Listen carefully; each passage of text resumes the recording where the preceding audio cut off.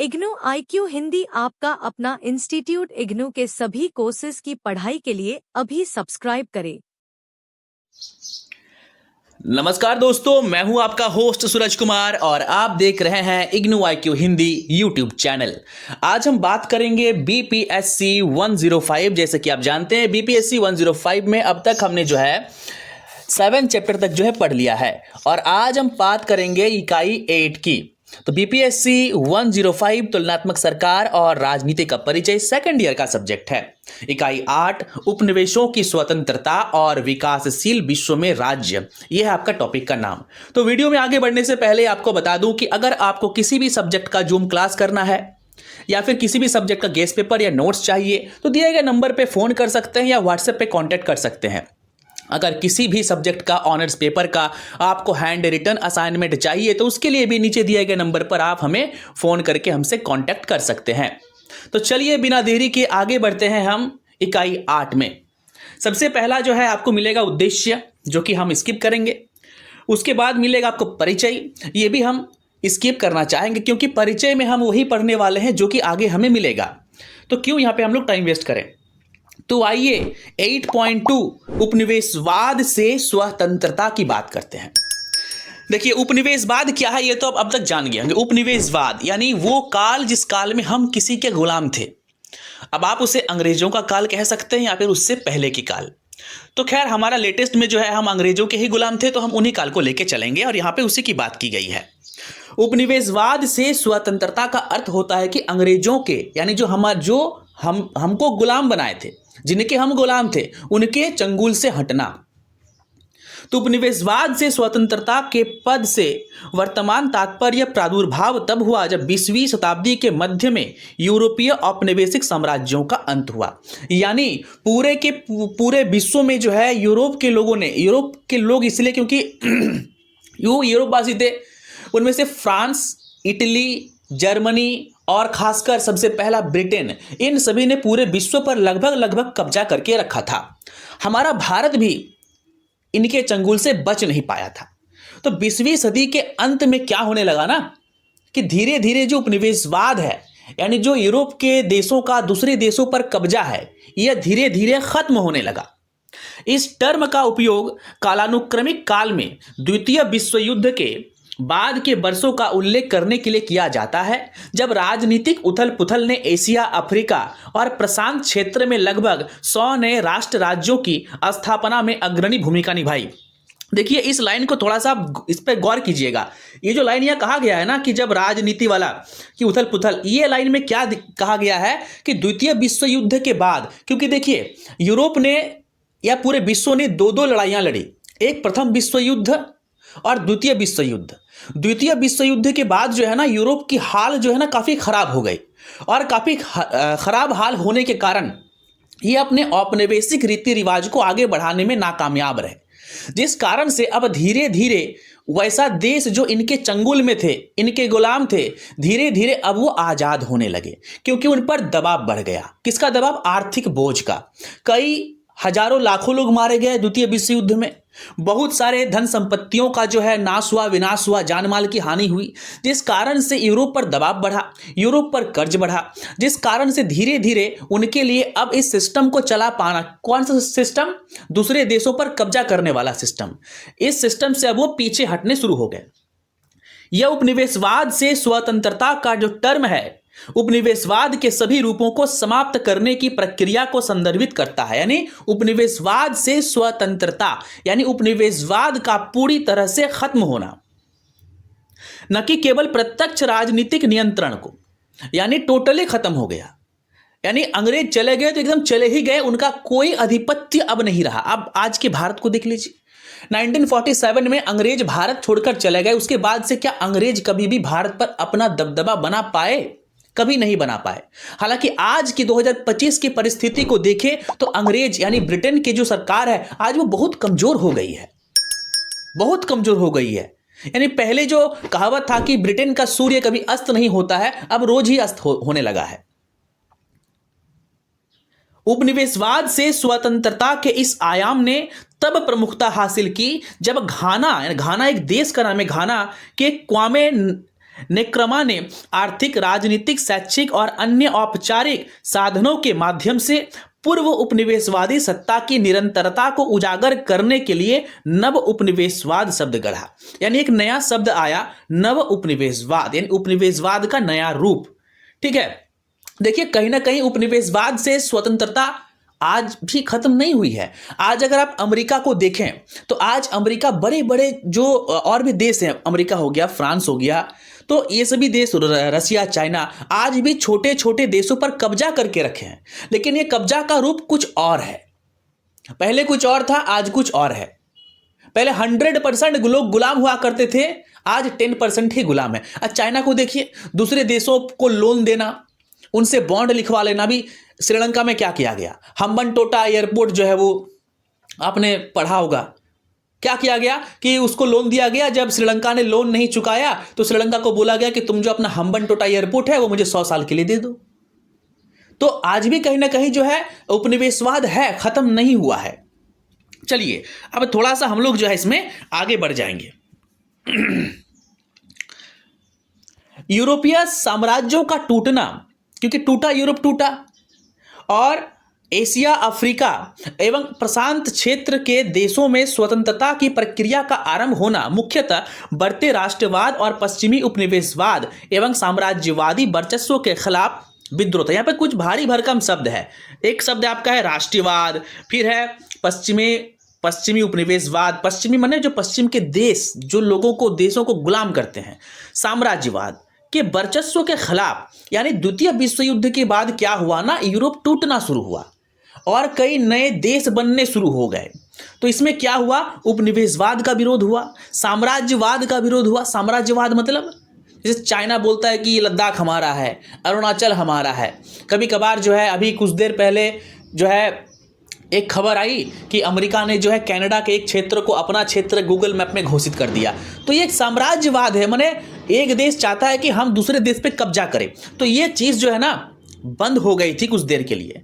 कई उपनिवेशों में औपनिवेशिक या विदेशी शासन के खिलाफ विरोध कब्जे की शुरुआत के समय से ही अस्तित्व में था। यानी जब अंग्रेज भारत आए तो तब भी उनका विरोध हुआ, लेकिन पुरजोर विरोध न होने के कारण और यहाँ के बहुत सारे जमींदारों का अंग्रेजों को समर्थन के कारण सिर्फ अपने फायदों के लिए हमें गुलाम बना गया। हालांकि उपनिवेशवाद के खिलाफ आंदोलन ने वास्तव में तब ताकत एकत्र की जब उपनिवेशों में राष्ट्रवाद का उदय हुआ। कहने का तात्पर्य है कि जब हमारे अंदर देशभक्ति की भावना जागृत हुई, जब हम देशभक्त बने, जब हमारे पास भगत सिंह, सुखदेव, राजगुरु जैसे लोग आए, सावरकर जैसे लोग आए, नेहरू जैसे लोग आए, उन्होंने हमें समझाया कि देखो भाई एक हो जाओ। क्योंकि ना तो नेहरू अकेले आपको फ्रीडम दिला पाएगा, ना गांधी जी अकेले दिला पाएंगे, ना ही कोई व्यक्ति अकेले दिला पाएगा। तो फ्रीडम एक सामूहिक चीज है। स्वतंत्रता अगर आपको लेना है तो सब मिलकर आंदोलन करना होगा, विरोध करना होगा, तभी आप ले पाएंगे। पश्चिमी मूल्यों और संस्थानों ने अनिवार्य रूप से इस उपनिवेशों में प्रवेश किया एवं उनके सामाजिक आर्थिक व्यवस्था में मौलिक परिवर्तन की शुरुआत की। अब जो देश जहां पे कब्जा करेगा नियम वही अपना बनाएगा। जैसे अंग्रेज जब भारत आए थे तो उन्होंने अपना संविधान बनाया था जिसका नाम था भारत शासन अधिनियम 1935। ये याद रखिएगा, भारत शासन अधिनियम 1935 ये अंग्रेज द्वारा बनाया गया संविधान था। और आज जो भारत का संविधान है इसका 60% है भाई, इसका 60% है, इस बात को भी याद रखिएगा। यानी हमारा संविधान पूर्णतः हमारा संविधान नहीं है। चलिए अब थोड़ा सा हम आगे बढ़ जाते हैं। इस प्रकार 19वीं शताब्दी के उत्तरार्ध में यानी शुरू में राष्ट्रवाद के उदय और विकास के मार्ग का प्रशस्त किया। धीरे धीरे जो है लोगों के अंदर ये भावना जागृत होने लगी कि जो साम्राज्यवाद है या जो उपनिवेशवाद है ये हमारे लिए अच्छा नहीं है, क्योंकि हमारा शोषण हो रहा है, हमें गुलाम बनाया जा रहा है। हालांकि पहले और दूसरे विश्व युद्ध के बीच के दशकों में उपनिवेशवाद पर हमले ने राष्ट्रीय आंदोलनों के रूप में गति पकड़ी। यानी उपनिवेशवाद का जो विरोध हुआ वह धीरे धीरे एक नेशनल मूवमेंट बन गया, एक राष्ट्रीय आंदोलन बन गया। सारे लोग, महिला, पुरुष, बूढ़े, बच्चे, सभी लोग इसमें कूद पड़े। और जब सभी लोग इसमें सामूहिक रूप से कूद पड़े तब तो भाई साहब किसी भी व्यक्ति को हार मानना पड़ेगा। तो अंग्रेज भी हार मान गए। पश्चिमी दुनिया के पूरे पूर्वी सीमांत पर मध्य पूर्व और दक्षिण एशिया के माध्यम से मोरक्को एक देश है जो कि बहुत ही अच्छा फुटबॉल खेलता है, से दक्षिण पूर्व एशिया तक बृहद प्रभाव क्षेत्र में लोगों ने स्वयं को साम्राज्यवादी वर्चस्व से छुटकारा दिलाया। यानी जो पश्चिमी देश थे वे पूर्व की ओर या दक्षिण की ओर, क्योंकि दक्षिण में समंदर था या पूर्व में भी समंदर था, पूर्व में खेती बाड़ी अधिक होती थी, इस कारण से वहां पे कब्जा किया गया था। अब धीरे धीरे वहां के लोगों ने आंदोलन किया, एकजुट हुए, तब जाके साम्राज्यवाद से छुटकारा मिला। यही कारण है कि राष्ट्रवादी आंदोलनों के बृहद उत्थान यानी बढ़ना की प्रभावी शुरुआत के संकेत के रूप में प्रथम विश्व युद्ध को अंत को माना गया था, जो कि 1945 में द्वितीय विश्व युद्ध के बाद, यानी प्रथम विश्व युद्ध में तो कमजोर हुआ और द्वितीय विश्व युद्ध में भी क्या होने लगा, और भी कमजोर होने लगा। कौन? ये जो साम्राज्यवादी देश थे, खासकर ब्रिटेन की मैं यहां बात कर रहा हूं, ठीक है, जिसने किसी भी देश को नहीं छोड़ा था। चलिए अब आगे बढ़ जाते हैं हम लोग। आगे यहां दिया गया है कि सफलता पर पहुंचे। द्वितीय विश्व युद्ध के बाद जो है ना वो सफलता मिल गई, बढ़िया से जो है वो साकार हो गया और साम्राज्यवाद से जो है वो आपको उसके चंगुल से आप छूट गए। मोरक्को में अब्द अल क्रीम ने स्पेनिश और फ्रांसीसियों को चुनौती दी।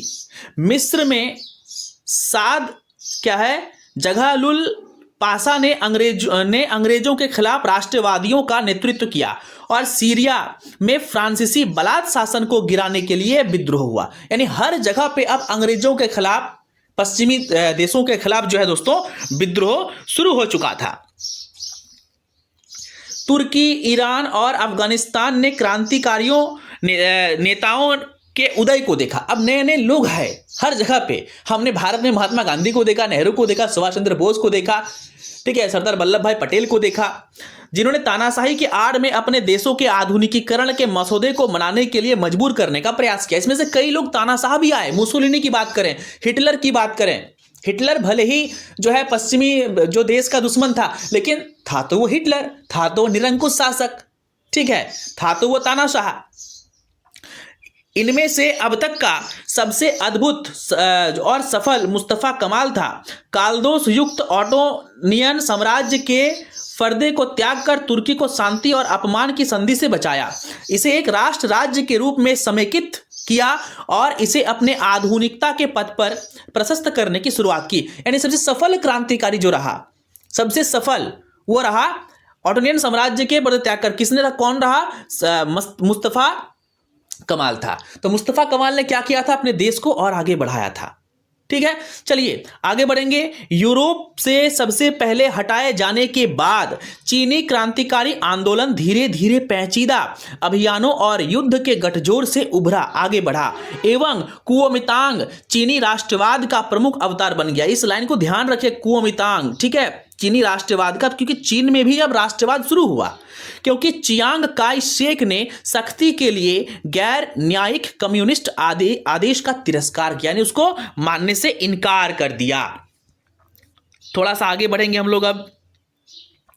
उपनिवेशवाद विरोधी संघर्षों के दो मुख्य प्रतिरूप थे।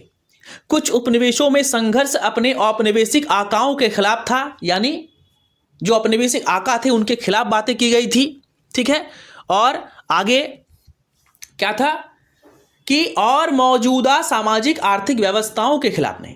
जहां संघर्ष केवल शासकों के खिलाफ था, यानी बाकी लोगों से कोई दिक्कत नहीं था, जो मेन प्रधानमंत्री था या जो मेन शासक था, मेन राजा था, उसके खिलाफ था। और व्यवस्था के खिलाफ वहां मकसद था कि राजनीतिक शक्ति औपनिवेशिक आकाओं के हाथ से निकलकर औपनिवेशिक देशों के लोगों के पास हस्तांतरित हो जाएं। यानी जैसे कि मान लीजिए अंग्रेज तो इंग्लैंड से कंट्रोल कर रहे हैं, तो अंग्रेज यहां पर किसी एक बंदे को रखा है कि भाई मेरे तरफ से तुम यहां पे कंट्रोल करो, है ना। तो विरोध किसका करना है? उस व्यक्ति का भी करना है जो यहां पे बैठा हुआ है अंग्रेजों की तरफ से, चाहे वो हमारा ही व्यक्ति क्यों ना हो। जैसे पाकिस्तान की जो सरकार होती है ना, वो अमेरिका के कठपुतली होती है, या इजराइल की जो सरकार होती है वो भी अमेरिका की बात सुनती है। तो ऐसा नहीं हो, इस बात का वहां पे जो है वो बात कर रहे थे। हालांकि जहां न केवल विदेशी शासन के खिलाफ लड़ाई थी बल्कि मौजूदा सामाजिक आर्थिक व्यवस्था के खिलाफ भी थी। यानी लड़ाई तो अंग्रेजों के खिलाफ थी ही, लड़ाई तो उपनिवेशवाद के खिलाफ थी ही, और लड़ाई उसके भी खिलाफ थी जो हमारे यहां पे कानून बना के गए हैं वो लोग, जो व्यवस्था अन्यायपूर्ण, अलोकतांत्रिक और शोषण की समर्थक थी। इन संघर्षों को मुक्ति आंदोलनों या मुक्ति संघर्षों के रूप में जाना जाता है। चलिए अब हम आगे बढ़ते हैं। अब है उपनिवेशवाद से स्वतंत्रता की बात तो हमने पढ़ लिया। अब हम पढ़ेंगे उपनिवेशों की स्वतंत्रता की प्रक्रिया, यानी जो उपनिवेशवाद से आपको स्वतंत्रता मिलती है उसकी क्या प्रक्रिया है, यानी कैसे आपको वो मिलेगा, इसकी बात करेंगे। उपनिवेशों की स्वतंत्रता शब्द समूह से यह धारणा बनी कि स्वतंत्रता प्राप्त करने की प्रक्रिया शांतिपूर्ण थी। यानी भारत को ही आप देख लीजिए, भारत में ही गांधी जी ने क्या कहा कि अहिंसा का पाठ पढ़ाया कि अंग्रेजों को भगाएंगे लेकिन हिंसा से नहीं, क्योंकि गांधी जी समझ गए थे कि देखिए हिंसा से लड़ नहीं सकते। क्यों नहीं लड़ सकते? क्योंकि अंग्रेजों के पास अत्याधुनिक हथियार है। तो आप गोली चलाएंगे तो वो बम चलाएगा, आप राइफल चलाएंगे तो मशीन गन चलाएगा, तो नुकसान किसका होगा? हमारा ही होगा। हमारे लोग मरेंगे, हमारे क्रांतिकारी मरेंगे, आंदोलन दब जाएगा, लोग डर से भाग जाएंगे। इसलिए गांधी जी ने कहा था कि इन्हें दबाव दो, इन्हें प्रेशराइज करो। उपनिवेशवाद स्वयं में एक हिंसक प्रक्रिया थी। यानी उपनिवेशवाद, क्योंकि अंग्रेज आए तो उसने सख्ती बरती, उन्होंने लोगों को पीटा, क्रांतिकारियों को फांसी पे चढ़ाया। खुदीराम बोस, याद होगा सबसे पहली फांसी खुदीराम बोस को हुई थी, है ना। मतलब इधर इस पीरियड में सबसे कम उम्र की मैं बात कर रहा हूं, जिसमें औपनिवेशिक शक्तियों द्वारा यानी अंग्रेजों के द्वारा जो कब्जा किए हैं उसके द्वारा जिस देश पे कब्जा किया गया है वहां के लोगों से छल करना, युद्ध करना और साधारण घोषणाओं से राज्य पर आधिपत्य स्थापित करना शामिल था। यानी जबरदस्ती। आपने देखा कि किस प्रकार अंग्रेजों ने भारत के किसानों से खेती करवाया, नील की खेती करवाया, मजदूरों को गुलाम बनाए। कुछ देशों में यह प्रक्रिया अपेक्षाकृत शांतिपूर्ण थी, यानी कहीं कहीं पर अंग्रेज जो थे वो शांति तरीके से, अहिंसक तरीके से काम कर रहे थे। जैसे कि अफ्रीका के कुछ फ्रांसीसी उपनिवेशों में, यानी अफ्रीका भी गुलाम, क्योंकि देखिए अफ्रीका में हीरा है, सोना है, ठीक है, और अफ्रीका में मजदूर है, जिस कारण से अंग्रेज जो है वह अफ्रीका गए और वहां पे बड़े बड़े सोने के खानों पर कब्जा किया। और आप सोच भी नहीं सकते हैं कि कितने सोने के खानों से सोना निकाल लिया। आज जो अफ्रीकी देशों की हालत है उसका जिम्मेदार ये अंग्रेज है, ये ब्रिटेन है, फ्रांस है। इन लोगों ने पूरे विश्व को लूटा, पूरे विश्व को लूटा और अपने देश को समृद्ध बनाया। आज हम जाते हैं इंग्लैंड और फ्रांस और फोटो पोस्ट करते हैं, शर्म आनी चाहिए ऐसे लोगों को। अरे हमारे पैसे से बना है वो, और तुम घूमने के लिए बाइकआउट करो उन देशों का। क्यों अपने देश में कमा के जो है तुम जाके वहां पैसे दे रहे हो? नहीं करना चाहिए, क्योंकि अब तक ब्रिटेन ने माफी नहीं मांगी कि हमने इतने कत्लेआम मचाए पूरे विश्व में, हमने भारत को इतना लूटा, हमारे क्रांतिकारियों को फांसी दी, भगत सिंह, सुखदेव, राजगुरु, चंद्रशेखर जैसे कोहिनूर को हमसे छीन लिया। फिर भी हम आज तक इस चीज को समझ नहीं पाए। पता नहीं क्यों हम में क्या बीमारी है। जैसे सेनेगल, जो कि एक देश का नाम है, पश्चिमी अफ्रीका में आइवरी कोस्ट पर कुछ ब्रिटिश उपनिवेशों जैसे नाइजीरिया, घाना आदि में। चलिए, कुछ देशों ने, अब ध्यान से पढ़िएगा, कुछ देशों ने अंतर्राष्ट्रीय संगठनों जैसे संयुक्त राष्ट्र संघ, संयुक्त राष्ट्र के हस्तक्षेप के माध्यम से स्वतंत्रता प्राप्त की। यानी यूएन ने जबरदस्ती बोला कि भाई अब इस देश पर तुम शासन नहीं कर सकते, अब इस देश को छोड़ो। राष्ट्रीय संघ के अधीन शासित क्षेत्र कौन कौन से क्षेत्र थे? सीरिया, ध्यान से देखिएगा, Palestine, Lebanon, Iraq, Tanzania, Rwanda, Burundi, Cameroon, प्रशांत क्षेत्र। अब ये एक देश का नाम यहां पे आया, बुरुंडी। ध्यान से देखिए, ये बुरुंडी है। ये बुरुंडी पता है क्या है? ये बुरुंडी दुनिया का सबसे गरीब देश है। जीके के तौर पर मैं आपको बता रहा हूं, बुरुंडी, भारत के कई यूट्यूबर, ब्लॉगर बुरुंडी जाते हैं क्योंकि बहुत सस्ता भी है और मतलब बहुत गरीब देश है यार, ठीक है। तो वहां की गरीबी जो है ना, मतलब क्या ही कहें, एक बार जरा देख लीजिएगा, दिल आपका दुख जाएगा। अरे बच्चे के पास खाना मिट्टी खा रहा है, इस प्रकार का जो चीजें मिट्टी वहां पे जो है वो लोग खा रहा है। तो खैर देख लीजिएगा एक बार। आदि या तो स्वतंत्र हो गए या उन्हें संयुक्त राष्ट्र की ट्रस्टीशिप काउंसिल के अधीन रखा गया। यानी या तो स्वतंत्रता उन्हें दे दिया गया या फिर उपनिवेशवाद से तो छुटकारा मिला और यूएन ने उन्हें अपने अंडर में रख लिया। इन संगठनों का उद्देश्य इन क्षेत्रों का स्वनिर्णय, यानी वो देश, अब मान लीजिए यूएन ने सेनेगल को आजाद कराया, तो अब यूएन ने सेनेगल पर छोड़ा कि तुम्हें खुद अपना रहना है या फिर तुम कुछ दिन तक अभी यूएन के अंडर में रहोगे, ये चीज। और अंततः स्वतंत्रता के लिए नेतृत्व करना था। उनमें से अधिकांश ने स्वतंत्रता प्राप्त की, यानी पश्चिमी देशों ने उन्हें छोड़ दिया। दक्षिणी पश्चिमी अफ्रीका, जिसका नाम है अभी निमीबिया, ये निमीबिया क्या है, ये निमीबिया कुछ दिन पहले न्यूज में आया था काफी भारत में, और मैं कमेंट बॉक्स में चाहता हूं कि आप लोग उत्तर दें कि ये निमीबिया जो है किस लिए फेमस है, मतलब किस चीज के लिए, भारत से निमीबिया का क्या संबंध है, और कुछ दिन पहले क्या ऐसी घटना घटी थी भारत और निमीबिया के बीच में जो कि एक नेशनल न्यूज बन गई थी। तो आप लोग कमेंट बॉक्स में कमेंट दीजिए। तो निमीबिया को छोड़कर जो दक्षिण अफ्रीका के ट्रस्टीशिप के अंतर्गत था और जिसने रंगभेद की नीति को आगे बढ़ाया। रंगभेद मतलब काला काला गोरा में भेद, काले गोरे का भेद नहीं, ठीक है, हर दिल से हमारा नाता है, सुने है ना वो गाना। पुर्तगाल ने अफ्रीकी उपनिवेशों में अंगोला, मोजाम्बिक, गिनी बिजाऊ, ये सब अफ्रीकी देश है, में एक लंबा सशस्त्र संघर्ष देखा और वे 1974 तक स्वतंत्र नहीं हो सके। तत्पश्चात जब पुर्तगाल ने स्वयं लोकतांत्रिक क्रांति देखी जिसने सैन्य तानाशाह सॉल्जर को उखाड़ फेंका, यानी पुर्तगाल ने भी जो है, भारत में भी तो पुर्तगाली लोग आए थे भैया वास्को डी गामा कब्जा करने के लिए, और इंडिया में आके इंडिया भारत का पहला चर्च बनाया था भारत में, किसने, वास्को डी गामा ने। ये सब जीके वाली चीजें आप लोगों को पता होनी चाहिए, ठीक है। तो पुर्तगाल ने भी कई सारे देशों पर कब्जा किया है, पुर्तगाल भी एक यूरोप का देश है। चलिए आगे बढ़ेंगे हम लोग। आगे यहां पर क्या है भैया, आगे है अल्जीरिया के पूर्व फ्रांसीसी उपनिवेश को भी 1954 से 61 तक, यानी 7 वर्षों तक सशस्त्र संघर्ष करना पड़ा, यानी हथियारबद्ध तरीके से हिंसक झड़प करना पड़ा। किसके खिलाफ भैया, किसके खिलाफ बताइए, उपनिवेशवाद के खिलाफ। जबकि मोरक्को और ट्यूनीसिया ने तुलनात्मक सहजता के साथ स्वतंत्रता प्राप्त की, मतलब इन्हें लड़ना नहीं पड़ा, इन्हें अपने आप मिल गया, है ना। अल्जीरिया ने अपनी स्वतंत्रता की शुरुआत की तो फ्रांसीसी उपनिवेशवादियों ने विरोध किया, यानी अल्जीरिया ने बोला कि हमें चाहिए आज़ादी, तो फ्रांस ने बोला नहीं, नहीं मिलेगा, जिसके परिणाम स्वरूप national liberation front of Algeria के बेन बेला और फरहत अब्बास के नेतृत्व में एक हिंसक संघर्ष हुआ। यानी जिस प्रकार हमारे देश में बड़े बड़े नेता आए, क्रांतिकारी आए, ट्यूनीसिया अल्जीरिया में भी ऐसे लोग आए थे, और इसने क्या किया, उपनिवेशवाद के खिलाफ, फ्रांस के खिलाफ जो है वो संघर्ष शुरू कर दिया। चलिए भाई साहब अब आगे बढ़ेंगे लैटिन अमेरिका की तरफ। लैटिन अमेरिका, देखिए लैटिन, लैटिन क्या भैया, लैटिन एक शब्द है, हम लोग इंग्लिश पढ़ते हैं ना, तो इंग्लिश का ये एक अलग रूप है लैटिन, यानी अमेरिका जाएंगे तो वहाँ पे लैटिन इंग्लिश चलता है। चलिए जैसे हम लोग बिस्किट बोलते हैं इंग्लिश में, लेकिन लैटिन में बिस्किट को बोलते हैं कुकी, क्या बोलते हैं, कुकीज। तो जो अमेरिकन कंपनी है, कभी आप मॉल गए एक बार सर्च कर लीजिएगा अमेरिकन बिस्किट कंपनी, तो America biscuit company, America cookies लिखा रहेगा उस पर, उस बिस्किट में बिस्किट तो लिखा रहेगा क्योंकि इंडिया में बिक रहा है, लेकिन फिर कुकीज भी कहीं पे छोटा सा लिखा हुआ रहेगा।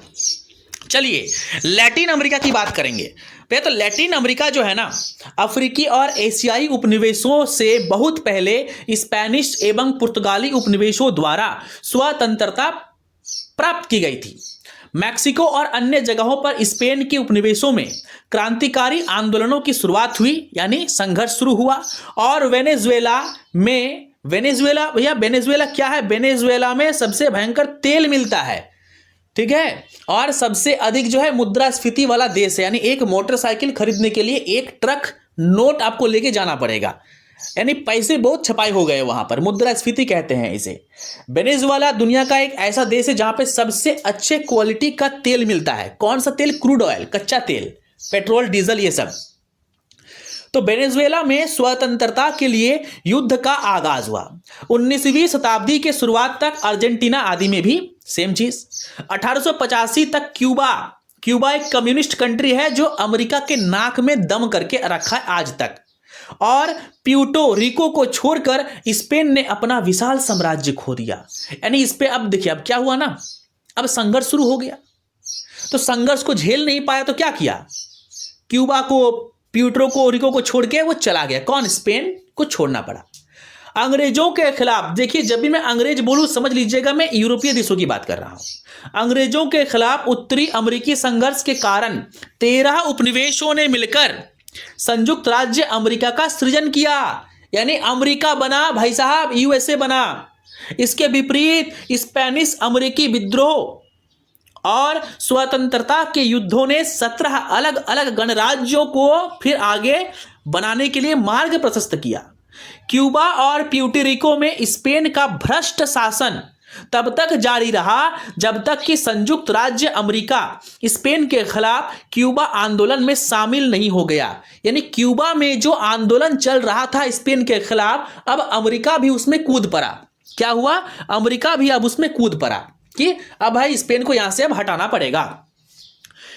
चलिए, क्यूबा ने न केवल स्पेन के खिलाफ स्वतंत्रता का क्रांतिकारी युद्ध लड़ा, बल्कि अमेरिकी वर्चस्व के खिलाफ भी संघर्ष लड़ा। यानी अब अंग्रेज हारने लगे तो अमेरिका बोला भाई अब मैं हूं नया राजा, मैं हूं नया किंग। ठीक है, तो बहती गंगा में अमेरिका हाथ धोने चला था कि स्पेन को भगा के हम क्यूबा पे आ जाएंगे।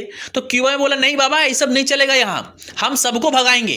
क्यूबा एक अलग देश है और हम यहाँ पे सिर्फ राज होगा क्यूबा के लोगों का, न कि स्पेनिश का, नहीं अमेरिकी का। ठीक है, चलिए, अमेरिका ने 1898 में स्पेन को क्यूबा से बाहर निकाल दिया, लेकिन इसके पश्चात अमेरिकी निवेशकों ने इस द्वीप पर अपना प्रभावी स्थान बना लिया। और मैंने अभी जो बोला कि अमेरिका और क्यूबा में दुश्मनी है, वो इसी कारण से है।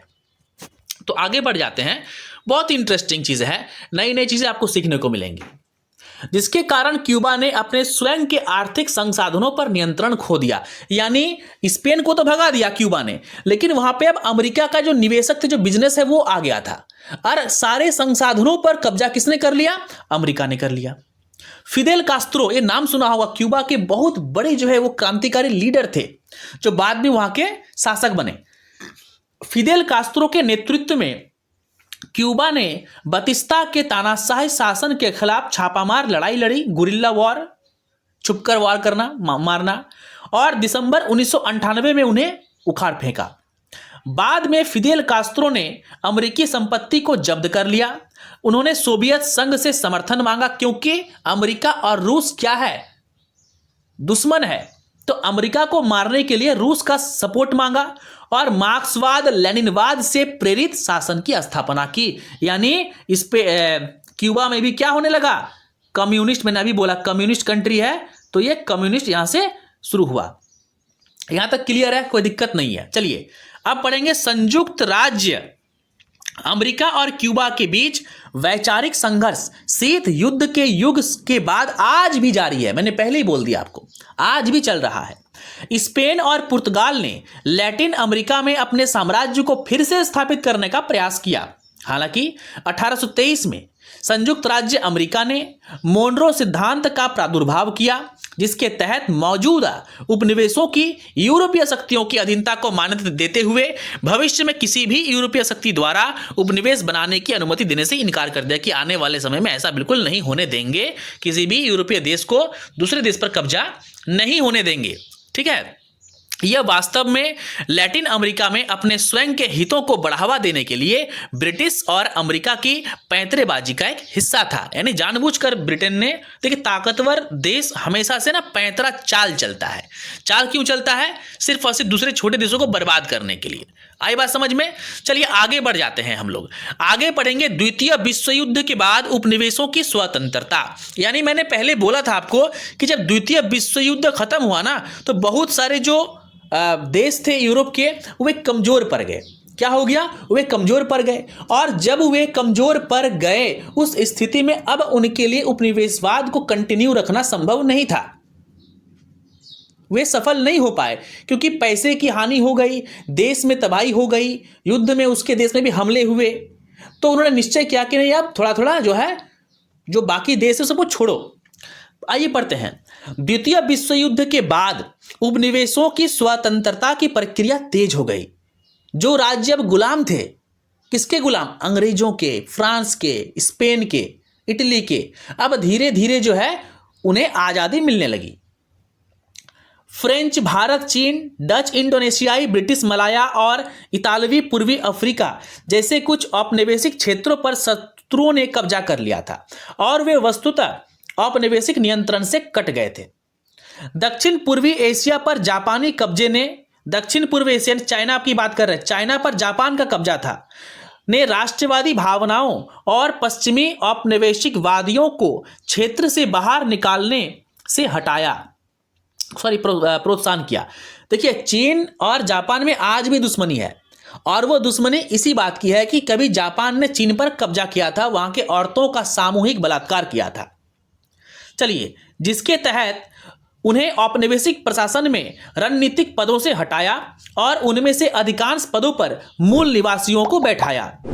अंततोगत्वा अति अधिनायकवादी और दमनकारी जापानियों के पतन ने, देखिए मैंने क्या बोला, अति अधिनायकवादी और दमनकारी जापानियों के पतन ने, यानी जापान का पतन होने लगा, राष्ट्रवादियों को पराजित सेनाओं द्वारा छोड़े गए हथियारों को अपने कब्जे में लेने और उनके संघर्षों को आक्रामकता का अवसर दिया। अब संघर्ष पूरा आक्रामक होने लगा। इस तरीके से इंडोनेशिया, जहां पर कभी जापान का कब्जा था, और वियतनाम ने अपनी स्वतंत्रता की घोषणा की। यानी जापान और वियतनाम किसके कब्जे में थे भैया? तो जापान में बोल रहा, वियतनाम और इंडोनेशिया ये जापान के कब्जे में थे। अब क्या हो गया? अब वो खुद को बोला कि हम लोग भाई अब आजाद हो गए। इंडोनेशियाई राष्ट्रवादियों को अपनी स्वतंत्रता हासिल करने के लिए डचों के खिलाफ, डच किसे कहते हैं? डच कहते हैं नीदरलैंड में रहने वाले लोगों को, नीदरलैंड, तो उन्हें डच कहते हैं। ये बात याद रखिएगा आप लोग, ठीक है। चलिए,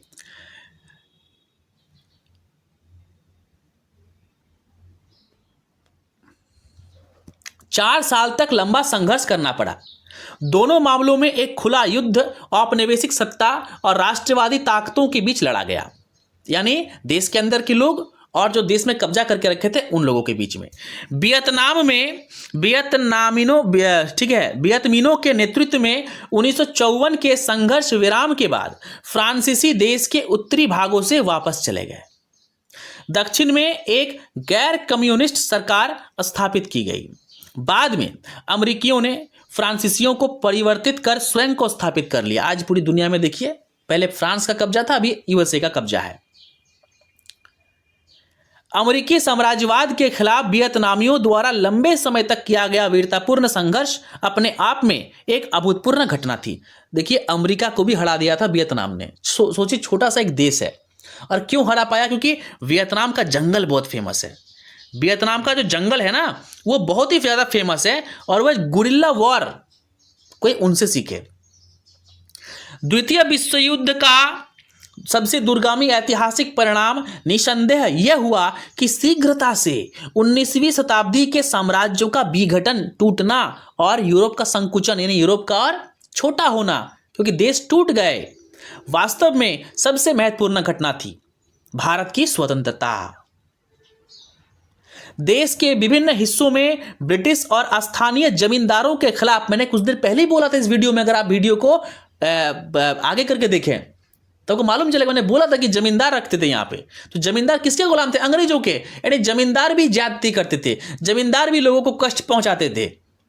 विभिन्न किसान और आदिवासी विद्रोह हुए और 1857 के विद्रोह ने एक राष्ट्रवादी आंदोलन के उदय में सबसे पहला और महत्वपूर्ण योगदान दिया। भारतीय राष्ट्रीय कांग्रेस की स्थापना हुई थी 1885 में, और फिर धीरे धीरे भारतीय राष्ट्रीय कांग्रेस ने आंदोलन को एक संगठनात्मक अभिव्यक्ति दी। भारतीय राष्ट्रवाद गांधी जी से बहुत प्रभावित था, जिनके सिद्धांत के तत्व अहिंसा और असहयोग थे। गांधी जी के प्रवेश ने आंदोलन को एक जन आंदोलन में परिवर्तित कर दिया। गांधी जी के आने से पहले आंदोलन ना तितर बितर हुआ करता था, छोटा छोटा यहां वहां। गांधी जी आके ना सबको एक कर दिया। यह बात सत्य है कि गांधी जी नहीं आते तो बहुत दिक्कत होता, क्योंकि सुभाष चंद्र बोस भी थे ना, तो सुभाष चंद्र बोस भी गांधी जी को ही नेता मानते थे। दुश्मनी उनके नेहरू जी से थी, गांधी जी से नहीं थी। भारत में सत्ता हस्तांतरण की अनुकूल परिस्थितियां समाजवाद उन्मुख लेबर पार्टी की सरकार के ब्रिटेन में सत्ता में, लेबर पार्टी इसको एक्सप्लेन करते हैं। ब्रिटेन में दो पार्टी है, एक है लेबर पार्टी और एक है कंजर्वेटिव पार्टी, दो पार्टी है। तो जिस टाइम भारत को आजादी मिली उस टाइम इंग्लैंड में किसकी सरकार थी? लेबर पार्टी की सरकार थी।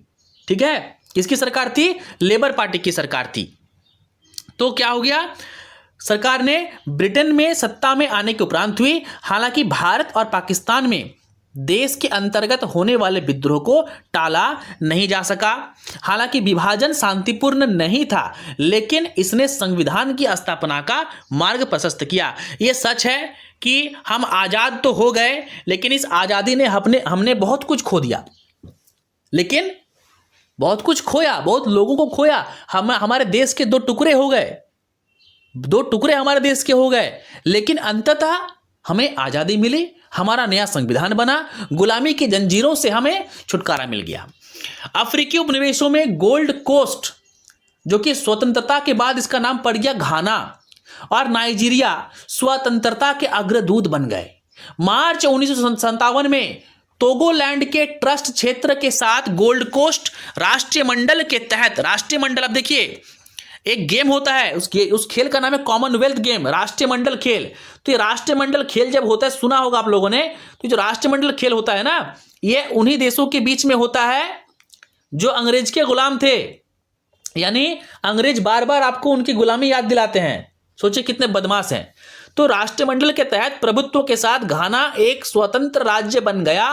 ठीक है, नुक्रुमा इसके प्रधानमंत्री थे, याद रखिएगा, जो अफ्रीकी स्वतंत्रता के चैंपियन और पैन अफ्रीकावाद के प्रतिपादक थे। नाइजीरिया के महासंघ ने 1960 में पूर्ण स्वतंत्रता प्राप्त की। यानी 1960 में नाइजीरिया को भी क्या मिल गया भैया? स्वतंत्रता मिल गया। यानी 1947 में हमें मिला, फिर यहाँ पे टोगोलैंड वगैरह, गोल्ड कोस्ट को यानी घाना को, उसके बाद 60 में किनको मिला भैया? 60 में मिला नाइजीरिया को। तो चलिए, मैं उम्मीद करूंगा कि यहां तक जो आप पढ़ लिए हैं आपको समझ में आ गया होगा। अगर कोई भी आपको डाउट होगा ना, तो आप जो है कमेंट बॉक्स में कमेंट कर सकते हैं। वीडियो अच्छी लगी होगी तो वीडियो को लाइक कीजिएगा, सब्सक्राइब कीजिएगा चैनल को। यह वीडियो का पार्ट 1 था और पार्ट 2 भी हम जल्द ही लाएंगे।